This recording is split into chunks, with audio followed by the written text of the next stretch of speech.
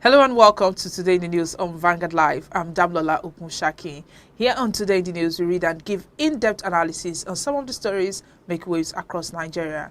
And this morning, I'll be starting with Vanguard on the paper review.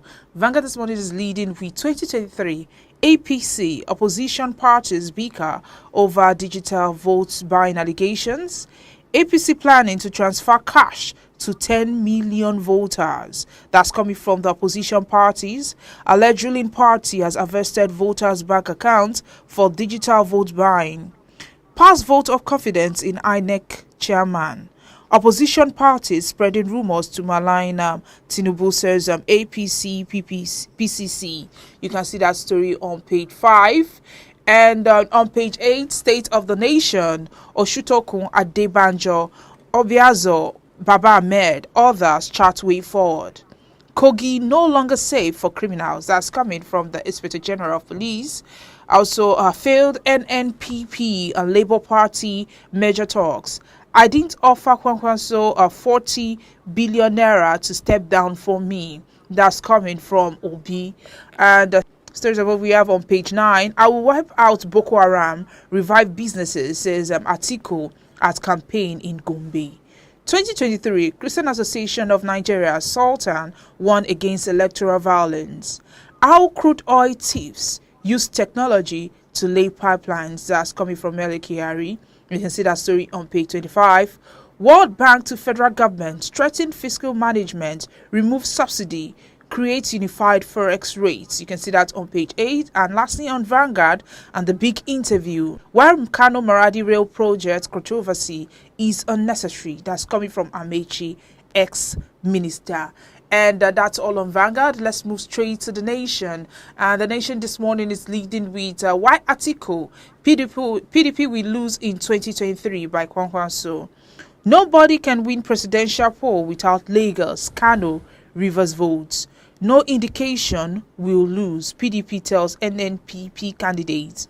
And on page 5, our 1 million man PVC march for Tinubu shut down Kano.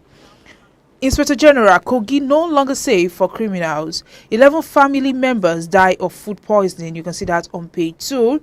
Stories above, World Bank advises federal government on fiscal adjustments. Lastly, on the front page of The Nation, Saka scores Spurs in England win. Senegal lose to Holland. You can see that story on page 30. And of course, that's the World Cup. Now let's move to the Punch newspaper. Punch this morning is leading with national carrier, federal government, domestic airlines, legal battle kicks off Thursday. You can see that on page 2. 10 lawyers to lead local airlines legal team. Sons and professors drafted. Aviation Ministry Director leads government lawyers and plans to vacate injunction. On page 5, kidnappers of Dr. S. Akeredolu's aide demand 100 million naira ransom. And stories above, hoodlums invade Atiku rally, supporters injured. Lastly, on the Punch newspaper, impeachment, new Ekiti speaker, successor Difa. You can see that on page 18 of the Punch newspaper.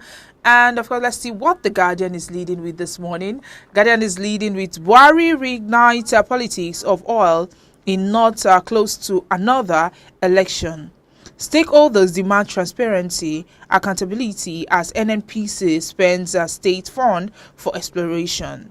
There's oil in Gongola Basin, but 1 billion barrel elusive. You can see that story on page 5. Obi, in 2023, we need a competent and fit leader.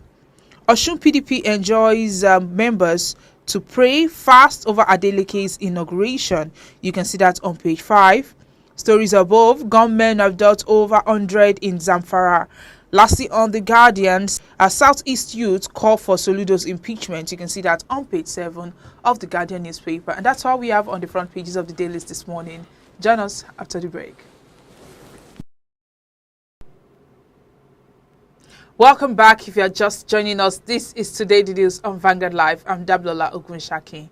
Joining me to analyze the front pages of dailies this morning is Mr. Dayo Akintobi. He's the publisher of Ilikweju Today, Lekki Today, and Ikeja GRA Today. Good morning, Good morning, Damilola. Good morning to all our viewers. Yes, thank you very much. But it seems now it's close to election and we're just hearing different allegations coming up, especially that of APC and PDP, the fact that they were at each other's throats over the allegations of vote buying. Now they've accused APC of, preparing voters' accounts. They're ready to transfer money into over 10 million voters' accounts. What do you think about these allegations?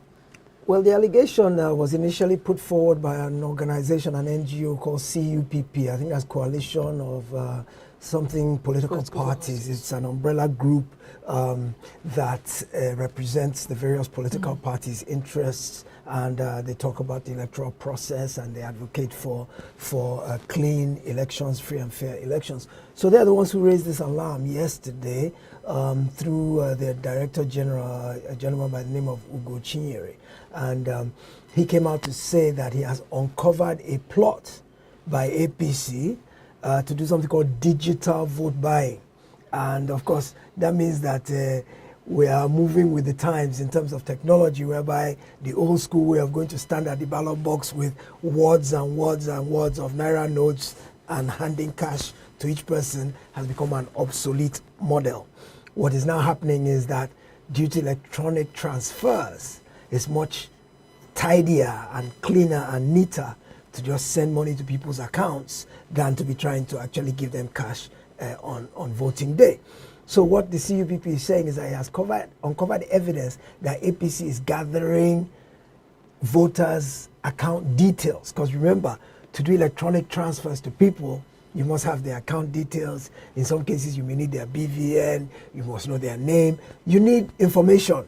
It's not as discreet or as basic as just giving cash on election day. To do it electronically, to use technology, you need data. You need hardcore data. And what CUPP has said is that it has uncovered essentially data. It has uncovered data that shows that APC is collecting voters' names, account numbers, and things like that. The problem for me was they didn't show any evidence. And I think at a time like this, during politics, it's easy to throw out allegations because everybody is trying. I mean, for example, APC is saying that CUPP is a stooge of the PDP, and that PDP is the one that is pushing them to say these things. So of course, PDP has come out and backed CUPP in these allegations, saying, yeah, look at what APC is planning to do. So APC, of course, has come back out and said, we deny this has not happened, show the proof. PDP is the one who is pushing you to say these kind of things. So in the run-up to the elections, you will see these kind of things happen. You will begin to understand that all gloves are off when elections are coming, and everybody will accuse everybody of every sin under the sun. All right, let's continue. Well, it seems that the fact that these people are talking about this, do you think you should be owed for the leakage of data? Because for this to happen, you talk about them, getting people's BVN and getting this, and these things are not easy to come across. I mean, we're talking of 10 million voters. It's an allegation, but don't you think they should prepare ahead for this? And who should be hold responsible if these data are released? Well, the first thing you ask is where is this data housed? Where it's got to be archived somewhere, and generally, if it's account details, it's in the bank. So obviously, if they do actually have these things, there's got to be some kind of collaboration from the bank. However, you ask yourself again, which is why I'm rather dubious about the possibility, is that even if the bank gives you account details, the bank does not know who is a voter and who is not a voter, because your bank records do not show if you have a PVC or you don't have a PVC. So you have two different databases. You need a database of people who have a PVC, and then you need to cross-reference that PVC list with BVN that now confirms you. Those two databases are separate. They are warehoused with different people. INEC is the one that holds the PVC information. CBN is the one that holds BVN information. So for you to be able to marry the two, boy, you've got to really have infiltrated to the highest levels of government, and I just think that's very difficult to do. But if there's any leakage of data, yes, It's got to come from the banking system and from INEC as well for that kind of sensitive information to be in the hands of any political party. That's why I really doubt that it's feasible. I think it's much easier to just go and hand out cash at the ballot box than to go through the stress of trying to compromise. Do you know how many people you have to compromise all the way up the ladder to be able to get two different sets of information that you can cross-reference to make sure that the PVC people, the ones you pick, are the ones that have bank accounts, or the bank account people are the ones that have PVC. Otherwise, you just get a whole lot of information that's useless. So I think this is just an allegation to further rabble-rouse. CUPP has been accused in the past of a lot of rabble-rousing and allegations that have no foundation. And so who knows? This is probably just more muddying up the political process and trying to jockey for position as the elections come close. But going how to hand over cash at the pool this time around, see that it's still going to be digital voted. Is it still something that it's possible for people, to because we have a lot of people who are just thinking about these things, that it might be impossible to hand that cash to people during this election? Nothing is impossible if you put your mind to it. I mean, they're talking about harvesting 10 million people's bank details to send money to them.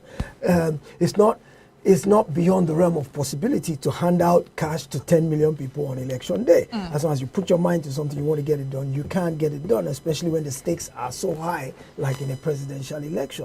So I wouldn't put it past our people to say that they have the will to try and achieve something like that. The question is, does the means, it's one thing to have the will, does the means to do it exist? Do we not have enough checks and balances in the system? For example, if they had said to me that APC has gone through its register of members and it has managed to find the PDP register of members and is reaching out to each of them, maybe by text message, and say, send in your account details, we are going to give you money. That, to me, makes more sense than to say they are going to actually try to get this information through official sources. Likewise, when you say, is it possible to give out that kind of money at the ballot box? It is possible to actually give 10 million people 1,000 naira each here and there. And it's not impossible because the stakes are really, really very high, especially at the presidential election level. All right, let's talk about NNPP and Labour Party. Some are still of the opinion that if Labour Party and NNPP merges, that it's possible for them to win the 2023 election. It's not impossible. I mean, they both have very strong representation or strong followings in their own key areas. Labour Party is relatively strong in the southeast. NNPP is strong in the north. Kwankwaso is from Kano. He's got a strong following in the north. So, assuming they had both been able to work out their differences, and my understanding is the problem came about who would be the front runner and who would be the running mate, and that the talks fell down there.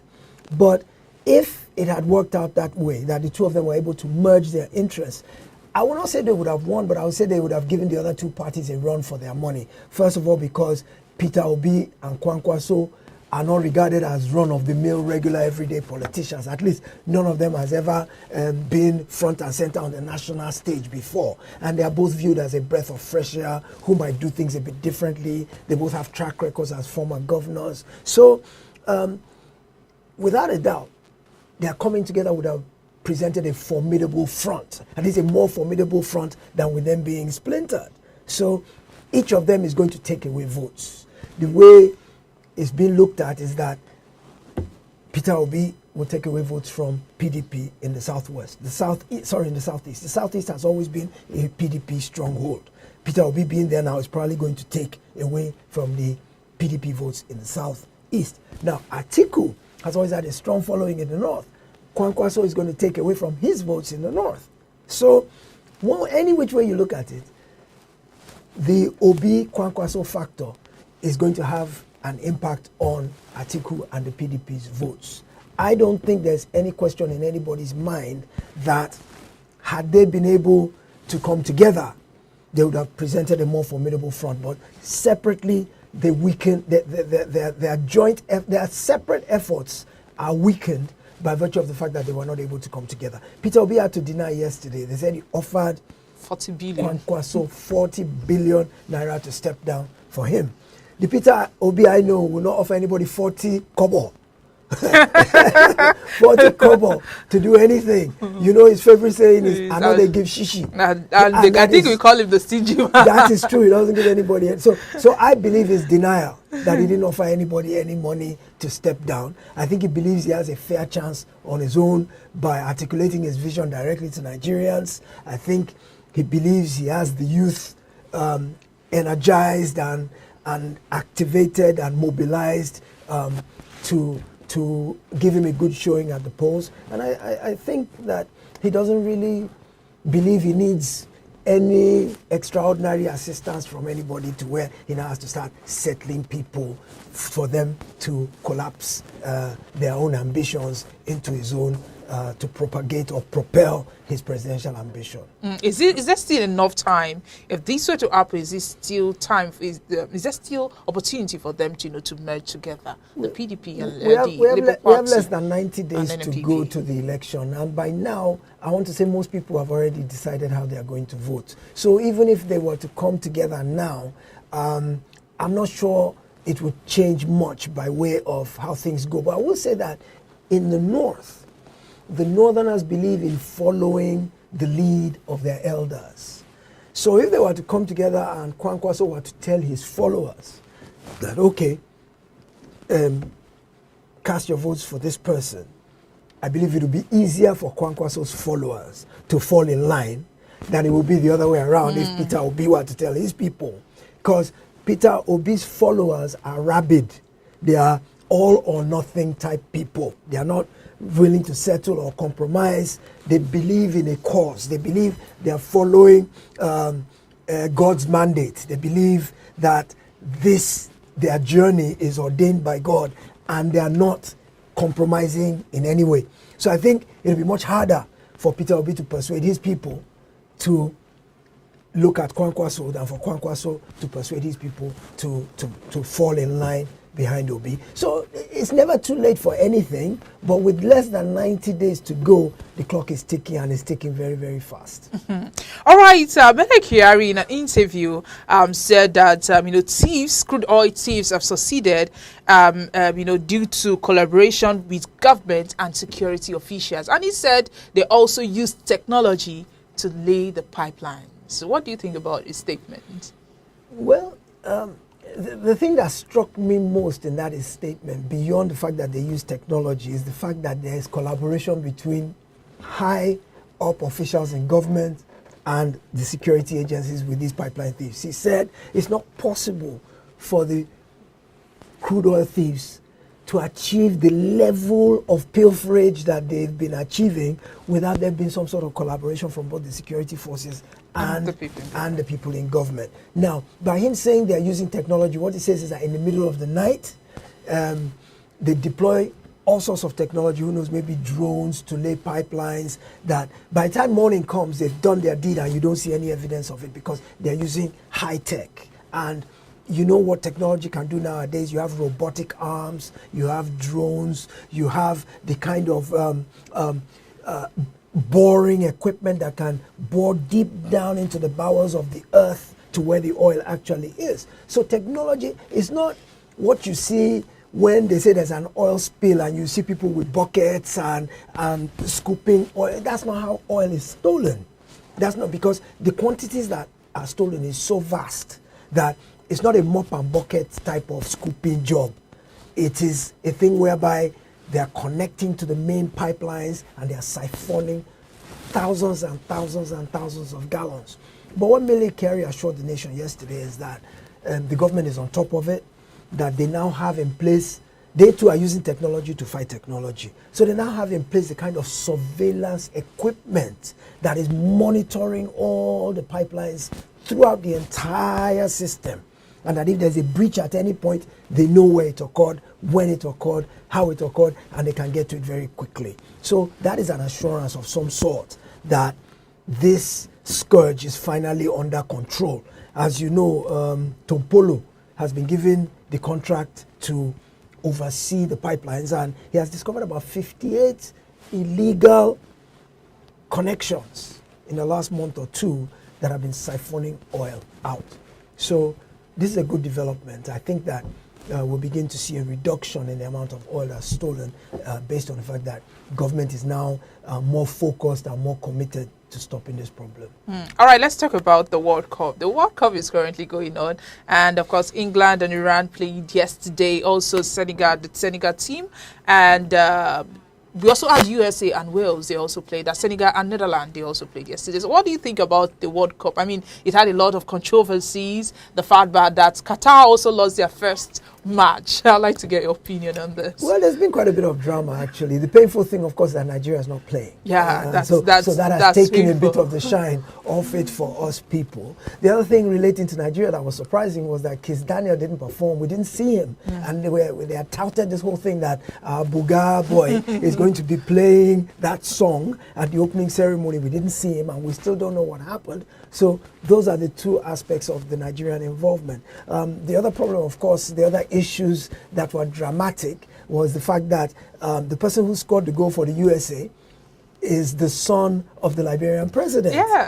who himself was a great footballer back in his day. And a lot of people are wondering that the president of an entire country, is it proper for the son of the #1 citizen of a particular country to be playing for a different country than where his father is president? Does he speak well? Is it a good representation of his father's leadership of his country? So that was another drama that played out. The other thing, of course, was this issue of Qatar, its culture, its laws, its religion, the fact that they abhor alcohol, is not allowed, which has been a mainstay of football fans. The fact that they couldn't consume beer in the stadium yesterday was a big problem. There were protests, there was anger, and even the key sponsor of the World Cup is a brewery, is a beer producer, is a key sponsor of the World Cup, and they couldn't advertise at all. You didn't see any of the advertisements in the stadium during any of the matches at all. So it's quite interesting to see all these different dramas playing out.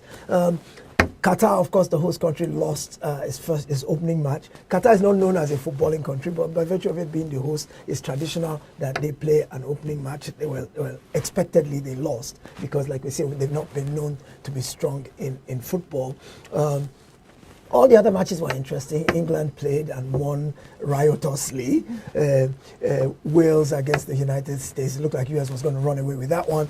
Wales managed to tie towards the end of the game. So it was a brilliant, an interesting first day. Well, the first day was Sunday, but yesterday was the real first day of matches. Today there are a lot more matches to see, so let's continue to enjoy the time. I think that another interesting fact is that we have the, you can watch it in your own preferred language. I mean, we have it, the commentaries in Yoruba, Pidgin, and also Igbo, and the English one. I think I watched the Pidgin yesterday, and it was really interesting. Absolutely. The fact that you're hearing it in your own dialect and you're hearing the commentary going on. Yes. The Pidgin English one yesterday was hilarious. It was. It was so interesting to listen to and to watch. So that's a good development that they are simulcasting in our local dialects. That's a good one. Yes, all right. So let's just end it with Mr. and Mrs. And the first person speaking today is Mrs. She says that you don't agree the man is a serial womanizer. Okay, explain the lipstick stain on his shirt. And Mr. replied, that's the point. A serial womanizer is a pro. It's unprofessional to be caught with a telltale sign. Lipstick stain, come on, that belongs to the 70s. That's an amateur. Yeah, somebody who gets caught with lipstick stain is an amateur. So anyway, it goes to show that Mr. himself is above board and he doesn't engage. I think he also needs to be investigated. No, he doesn't engage in any of that. Mr. is an honest, straightforward husband. All right, thank you, Mr. Dyer, for today. Pleasure is all mine. Yes, and he's the publisher of MELE KYARI today, Lekki today, Ikeja GRE today. He just reviewed and analyzed some of the stories on the front pages with us this morning. Now, to get more of our top stories, you can follow us on all the social media platforms showing on your screen. On Facebook, Instagram, Twitter, TikTok, our WhatsApp number is also displayed on your screen. Now, the World Cup is going on, and to get more details on this World Cup, we have a live update on our website. Just go there and you definitely get these details. It's bye from me. I'm Damlola Ogunshaki.